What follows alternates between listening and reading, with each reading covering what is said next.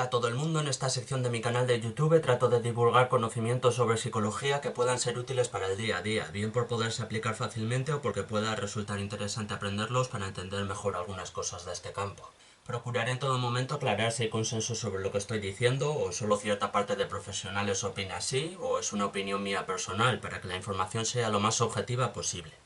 Y en este vídeo toca hablar sobre trastornos de la personalidad. ¿Y por qué este vídeo trata sobre trastornos de la personalidad? Pues porque hice una encuesta en mi Patreon y la gente suscrita a mi Patreon decidió que este vídeo tratara sobre trastornos de la personalidad, así que aprovecho para recordaros que tal vez podría interesaros suscribiros a mi Patreon y así decidir sobre qué hablo en mis vídeos, además de tener acceso a vídeos exclusivos, textos exclusivos, adelantos, dudas, etc. Bueno, una vez dicho esto, también creo que tengo que hacer una aclaración previa antes de entrar al tema de trastornos de la personalidad y aunque siempre lo digo, creo que es oportuno remarcarlo, especialmente en este vídeo. Los trastornos de la personalidad son una etiqueta a la que se ha llegado por consenso entre profesionales, pero no es un hecho absolutamente objetivo como puede ser el tener la presencia de un virus o no en tu organismo, el tener un tumor o no en tu organismo. No, los trastornos de la personalidad son solo una etiqueta para gente que se comporta de una determinada forma y que experimenta cierto sufrimiento, pero eso, es una etiqueta puesta por profesionales, no es objetivo. Por tanto, puede variar, hay quien cree también que sería mejor tratar el sufrimiento psíquico sin ponerle estas etiquetas, bueno, como sea, por si acaso, aclarar esto. Entrando un poco en materia. Los trastornos de la personalidad, todos, para poder ser considerados como tales, tienen que ser perdurables en el tiempo. Un comportamiento extraño que dure una semana no es considerado un trastorno de la personalidad, ¿vale? Tiene que alargarse bastante en el tiempo. Y también tienen que no poder ser explicados mejor por otro tipo de trastorno, como el abuso de una sustancia o algún otro tipo de trastorno mental. Estos son condiciones necesarias para poder diagnosticar un trastorno de la personalidad. Actualmente, el manual DSM-5 recoge 10 trastornos de la personalidad distintos. Se pueden categorizar en distintos grupos y tal, pero bueno, yo creo que lo mejor es ir directamente al grano e ir hablando de cada uno de ellos para que este vídeo no se haga insoportablemente largo. Primero, trastorno paranoide de la personalidad. Hay distintas definiciones de la palabra paranoia. En el pasado, lo más normal en este ámbito era considerar como una paranoia una idea delirante que a su vez se podía dividir en delirios de persecución o delirios de grandeza. Esos eran los dos grandes grupos dentro de las paranoias. Es decir, la palabra paranoia se aplicaba a la gente que tenía delirios de grandeza, es decir, pues básicamente se creía que era un dios, un ídolo, alguien perfecto, que todo el mundo le tenía envidia o que todo el mundo le admiraba, o a los delirios de persecución, que se creía que todo el mundo le perseguía, le quería hacer daño, conspiraba contra él a sus espaldas, etc. En la actualidad es más bien en lo segundo en lo que se centra la idea del trastorno paranoide de la personalidad. Es decir, la persona que sufre este trastorno tiene la sospecha injustificada de que la gente de su entorno constantemente quiere mentirle, dañarle o aprovecharse de ella de alguna forma, lo que le lleva a desconfiar de todo el mundo. Segundo, trastorno esquizoide de la personalidad.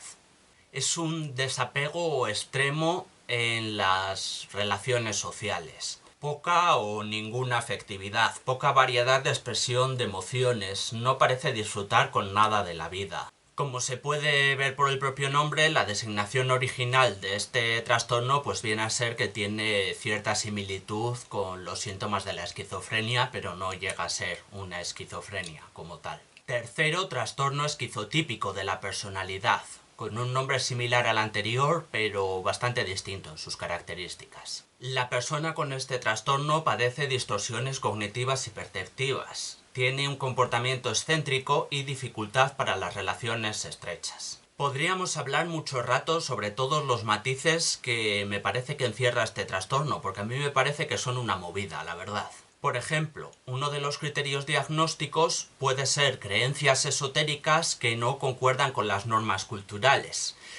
Esto significa que creer que si te metes un trozo de pan a la boca se convierte literalmente en el cuerpo de un señor que vivió hace 2000 años, pues no es un indicio de trastorno esquizotípico, porque concuerda con las normas culturales, con la religión predominante, pero creer que hace 2000 años Odín y Thor mataban gigantes de hielo sí sería un indicio de un trastorno esquizotípico. No sé si es muy justo. También vestirse de forma excéntrica o peculiar puede ser un criterio diagnóstico. ¿Y eso cómo se mide exactamente? O sea, lo tiene que medir un profesional. ¿Qué pasa si el profesional es un polla vieja y no entiende nuestro estilo de vestir? Pues no sé. Me parece que algunos de los criterios diagnósticos para detectar este trastorno, para etiquetar con este trastorno, pues son un poco subjetivos, un poco raros y no sé si muy justos, la verdad. Pero bueno, es una opinión mía eso. Cuarto, trastorno antisocial de la personalidad.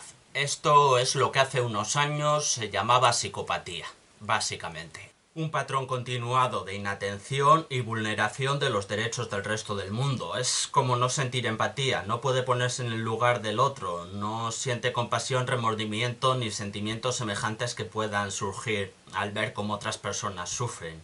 Una persona que padece este trastorno no tiene por qué ir por la calle asesinando a gente a cuchilladas en los callejones, ¿no? O sea, puede ser una persona perfectamente respetuosa con la ley y con las normas sociales, pero porque no quiere ser castigada por quebrantarlas, porque cree que es más provechoso para ella cumplir las leyes y las normas sociales, pero no porque realmente sienta empatía, remordimiento o ningún sentimiento por el estilo ante el dolor de otras personas. Entonces, eso. Bueno, recordad que psicopatía como tal ya no existe en la práctica psicológica ni psiquiátrica, pero a lo que antes se llamaba psicopatía, pues es ahora trastorno antisocial de la personalidad.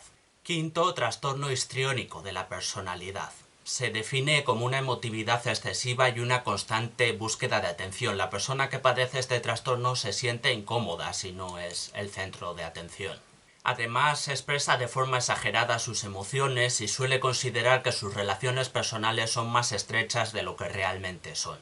Las personas con trastorno histriónico de la personalidad suelen ser bastante sugestionables, ¿no? Es fácil llevarlas por un lado o por otro porque aceptan un poco las ideas que se les impongan en ese sentido.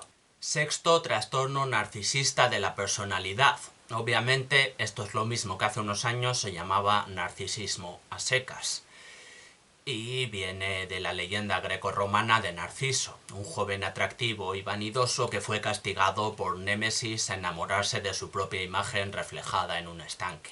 Tiene un poco que ver también con los delirios de grandeza de los que hablaba antes cuando he repasado las definiciones de paranoia, ¿no? De ahí que ahora el trastorno paranoide de la personalidad se haya quedado más bien para lo que antes eran delirios de persecución, porque los delirios de grandeza más bien podríamos decir que se recogen en este trastorno.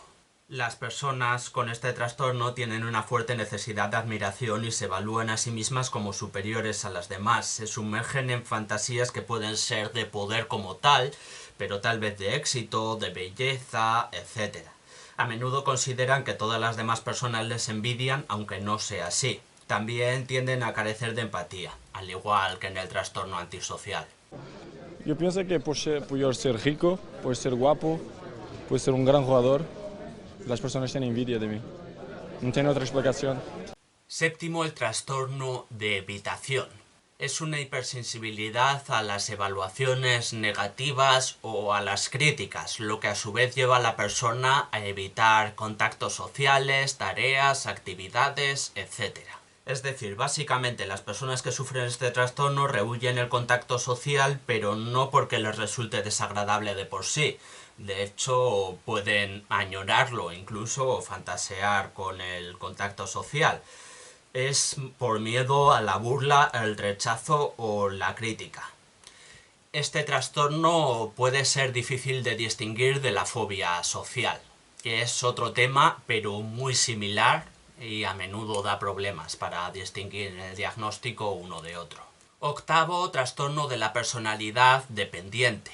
Las personas con este trastorno encuentran serias dificultades para cuidarse a sí mismas o para realizar tareas de manera injustificada. Es decir, pueden realizar tareas y actividades de forma competente cuando les supervisa y les evalúa una persona que consideran adecuada para ello, pero cuando se encuentran a solas, sin la presencia de esta persona, ya no se sienten capaces. Tienen miedo a adquirir responsabilidades, necesitan que otra persona sea responsable de los aspectos más importantes de sus vidas. También tienen dificultad para tomar decisiones o para mostrarse en desacuerdo con algo. Noveno, trastorno obsesivo-compulsivo de la personalidad. Si en algunos de los trastornos anteriores hemos visto que hay problemas en el diagnóstico diferencial y que pueden ser confundidos fácilmente con otros, pues este ya sí que puede ser confuso de cojones, porque no es lo mismo el trastorno obsesivo-compulsivo de la personalidad que el trastorno obsesivo-compulsivo a secas, más conocido por sus siglas TOC. En este trastorno de la personalidad hay un perfeccionismo excesivo y una preocupación exagerada por el orden y las reglas que admite muy poca flexibilidad. Además, la persona es reacia a dejar tareas en manos de otras personas y se dedica mucho al trabajo. He preparado este esquema cutre con el Paint para resumir algunas diferencias entre el trastorno obsesivo-compulsivo de la personalidad y el trastorno obsesivo-compulsivo. Algunas son que el trastorno de la personalidad suele estar más apegado a la realidad, mientras que el TOC se centra más en contenido mágico, como podría ser, por ejemplo, si no me lavo las manos 3 veces voy a coger sida, si no rezo 3 Ave Marías seguidos mi familia morirá, pues ese pensamiento mágico es más característico del TOC. Además, la persona con TOC suele ser consciente de que sufre un problema y le gustaría cambiar su comportamiento, mientras que la persona con este trastorno de la personalidad no. Y el TOC suele suponer un empeoramiento del rendimiento en el trabajo, mientras que en el trastorno de la personalidad obsesivo-compulsivo el rendimiento más bien aumenta. Así que, bueno, en resumen, el TOC suele tener más gravedad y generar más sufrimiento que el trastorno de la personalidad obsesivo-compulsivo. Y décimo, trastorno limítrofe de la personalidad, también llamado a veces TLP por sus siglas, también llamado a veces trastorno fronterizo de la personalidad, o a veces incluso es conocido, se ha popularizado por algún motivo la palabra en inglés para referirse a esto, borderline. Este es el cajón desastre por excelencia. O sea, honestamente, a veces me da la sensación de que algunos profesionales utilizan esta categoría y para encajar a cualquiera que experimente cierto sufrimiento psíquico y que lleve a cabo conductas que le pueden ser perjudiciales. Insisto, por si acaso, con esto no quiero negar el sufrimiento que padece cualquier persona con TLP diagnosticado, al contrario, pero solo me estoy preguntando si no podría haber categorías más precisas en este aspecto o tal vez otra forma de abordar este sufrimiento. No sé. En cualquier caso, los criterios diagnósticos incluyen miedo a la soledad, sentimientos de vacío, conductas impulsivas, manifestaciones inapropiadas de ira, relaciones personales inestables o conductas autodestructivas como pueden ser autolesiones, etc. Entonces, como veis, incluye muchas cosas muy variadas. Y este es uno de los trastornos más diagnosticados, claro, porque hay muchísimas conductas que encajan en él. En este trastorno es muy frecuente la comorbilidad, más que en cualquier otro, con diferencia.